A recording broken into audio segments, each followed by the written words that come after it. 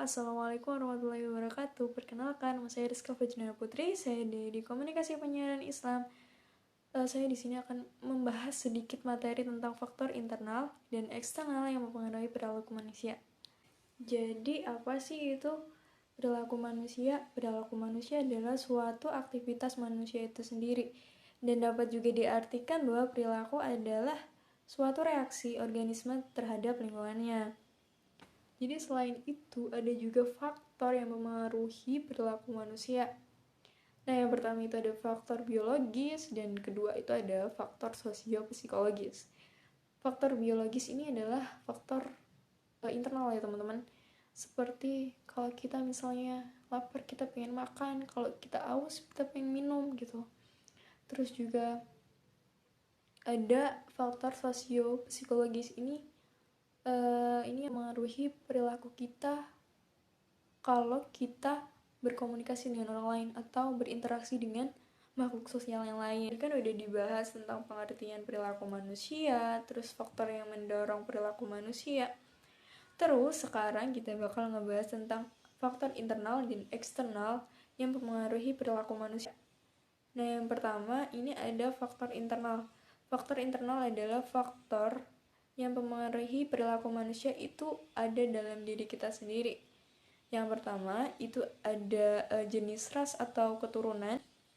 Misalkan nih orang suku Sumatera gitu misalnya, orang Batak, orang Lampung itu biasanya memiliki watak yang agak keras. Sebaliknya orang Sunda sama orang Jawa Tengah itu biasanya memiliki watak yang lembut, lemah lembut gitu ya teman-teman. Terus yang kedua itu ada kepribadian teman-teman. Kepribadian yang ketiga ada bakat, yang keempat ada intelijensia, terus yang kelima itu adalah jenis kelamin, yang terakhir itu adalah sifat fisik.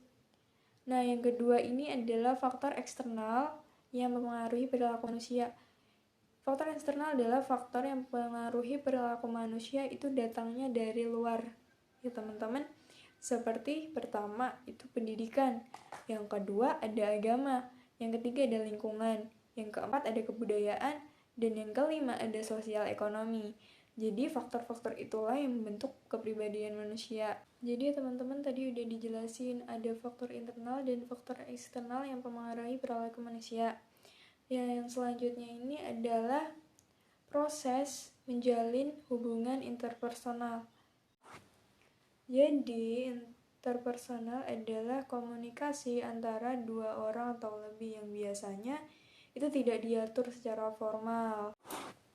Jadi, gimana sih proses menjalin hubungan interpersonal itu? Gimana tahap-tahapnya? Oke, bakalan kita bahas ya. Yang pertama itu adalah tahap perkenalan. Jadi, kita kenalan dulu nih sama lawan bicara kita, lawan komunikasi kita. Nah, yang kedua ada penjajakan.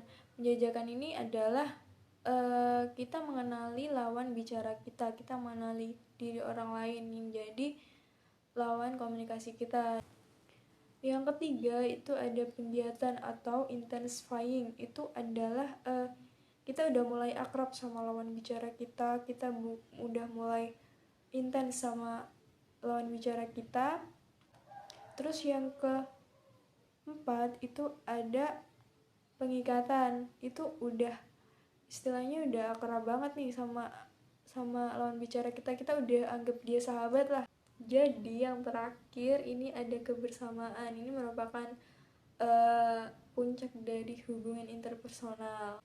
Dan jadi seperti itulah teman-teman yang dapat saya sampaikan tentang faktor internal dan eksternal yang mempengaruhi perilaku manusia serta proses menjalin hubungan interpersonal. Cukup sekian yang dapat saya sampaikan. Kalau ada salah kata saya mohon maaf. Saya kira wassalamualaikum warahmatullahi wabarakatuh. Terima kasih.